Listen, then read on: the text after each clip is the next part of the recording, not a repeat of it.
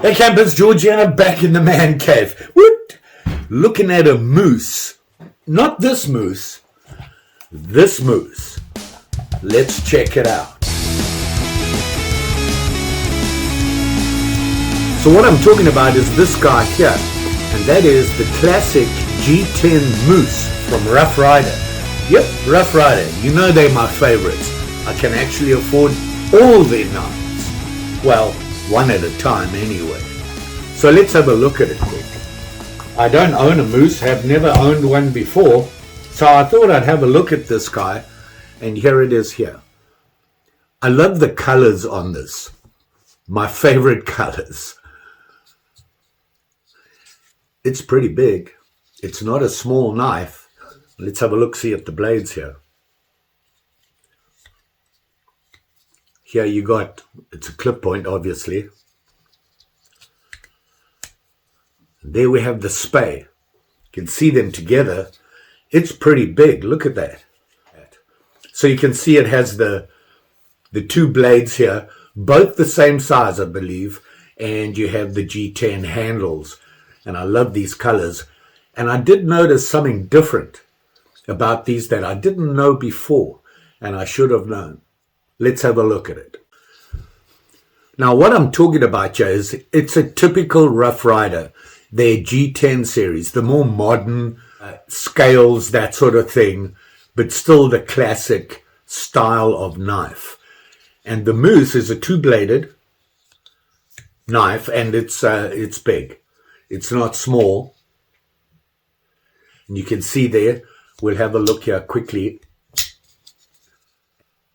the different blades, but you can see nice and clean liners there. Hopefully that helps. And you can see they are clean. Very nice, no gaps. The ends look good. They sit pretty much in the middle, which is a good thing. They are big blades. This is not a small folding knife. And say hello to Mary.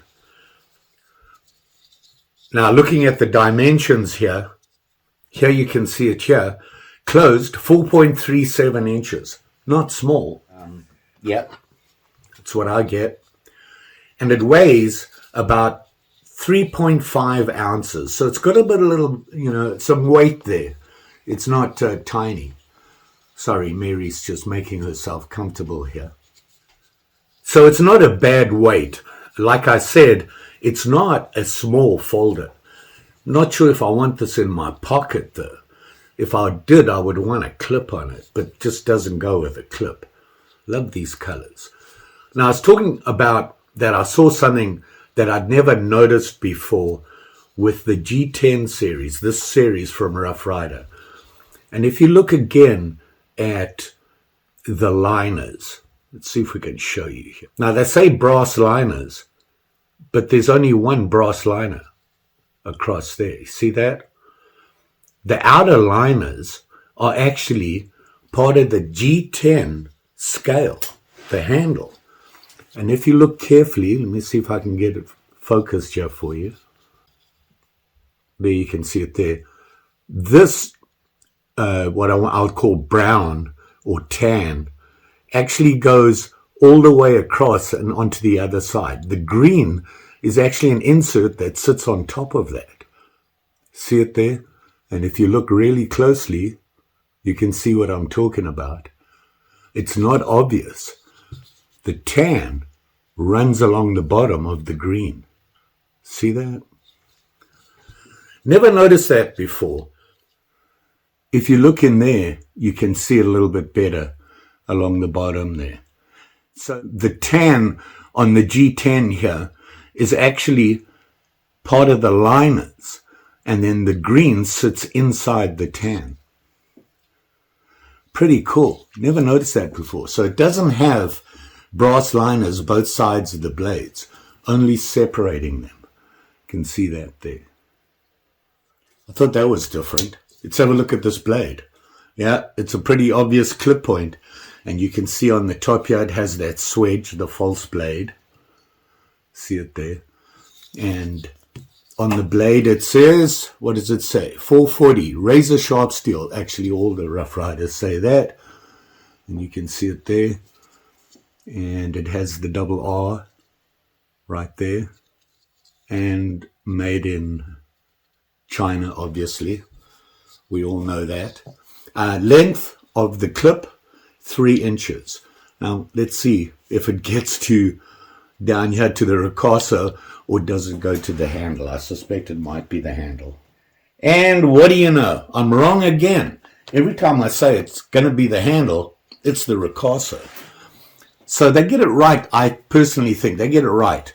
Here, from the tip to the ricasso is 3 inches, which is the working part of the blade. It's where it's sharpened.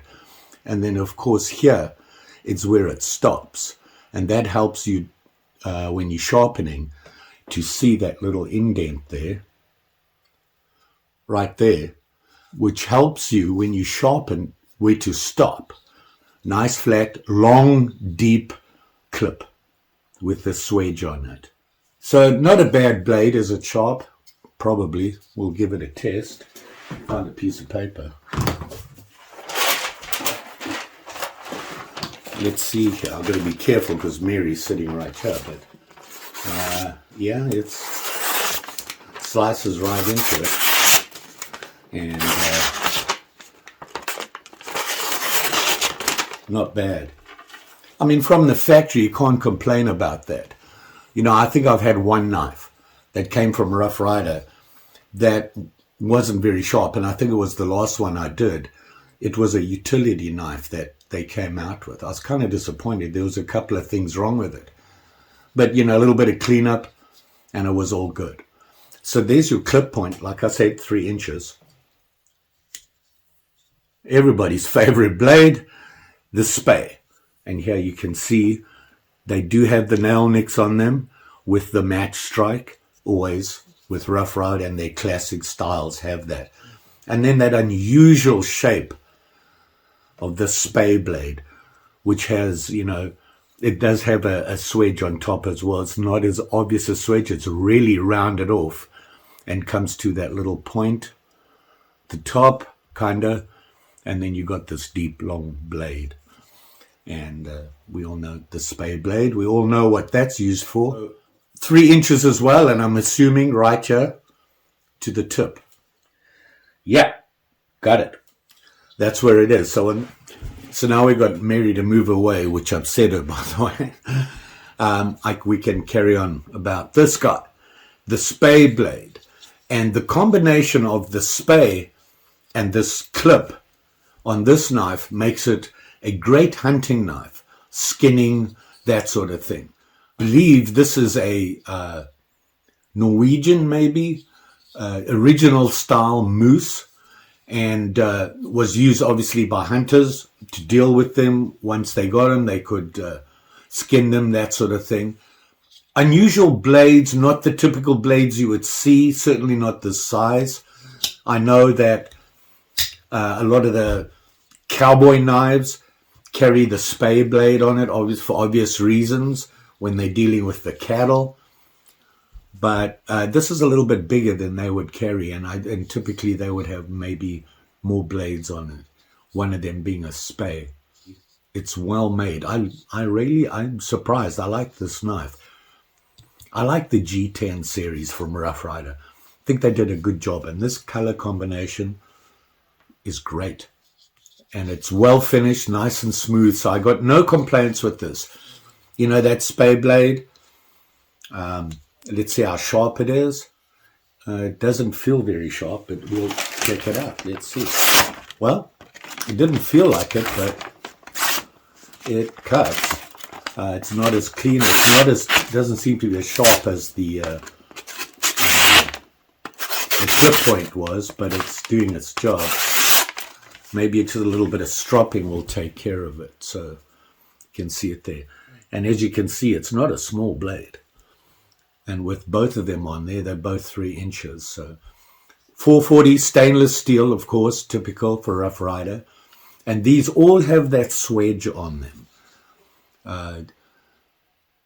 You know, the swedge is really the idea of the swedge, the false blade on the top here, was to give you a thinner, easier, better point, and it was easier to get that really sharp point on the tip. Looking at this, not so much. The general grind is pretty good. It's pretty even, but how good it is, I'm not sure. But I would think that that tip there needs to be a little bit sharper, and it's not. That rounded, interestingly enough, the swedge is really obvious on the rounding on that swedge. Other ones I've seen are a little bit more not as obvious. But it is a nice blade. Interesting blade. Handy if you're a hunter. Blade thickness 0.06. So you got 3 inches, 0.06, 440 stainless steel, which is kind of standard with Rough Ryder. And you can see there the swedge on there and that Spey blade. Unusual blade for me. It's not a blade that I can recognize them easily. They're pretty obvious. Everybody knows a clip. Everybody's seen those, but you don't really see a lot of the Spey blades. But very nice. Has some size to it, that's for sure. It's not a little guy. So you can see it there. Not bad. Liking this. Rough Ryder. Solid stuff on it. Unusual blades, that sort of thing. The clip and the Spey. Clip not so much, but that Spey blade. How much did I pay for this? Well, that much. Not bad. You can't beat these prices. I can't walk past them. It's hard for me when they're that kind of pricing. And look at the value you get. It's really worth it. Moose, Spey, and clip point. G-10 handles, very clean indeed. What can I say? Like, share, subscribe. You know the story. Pretty sure I'll be back again with another sharp and shiny.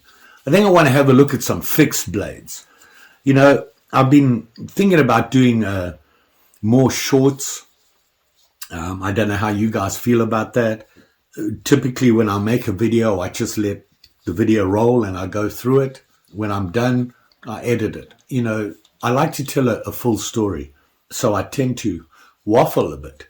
And I'm thinking about using those cutoffs to do shorts.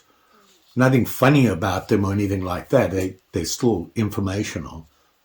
But maybe using those instead of just deleting them. We're still in the middle of winter. It has warmed up though. So probably Travis and I will do some ice fishing coming up soon. I had a good trip with Marcus the other day. We really got into the crappies. That surprised me. I've never seen that before. Certainly not on Cedar, here, a local lake. Very popular lake, but I've never really been that successful fishing there. I like to go out. I like the idea of ice fishing, and it's fun. So we'll see. But that, maybe you go for a trudge. Snow's really fluffy. It's hard to trudge in, but hey, it's the outdoors. Just say. You all be safe out there, especially with these sharp and shinies. Thanks for watching, and see you again soon.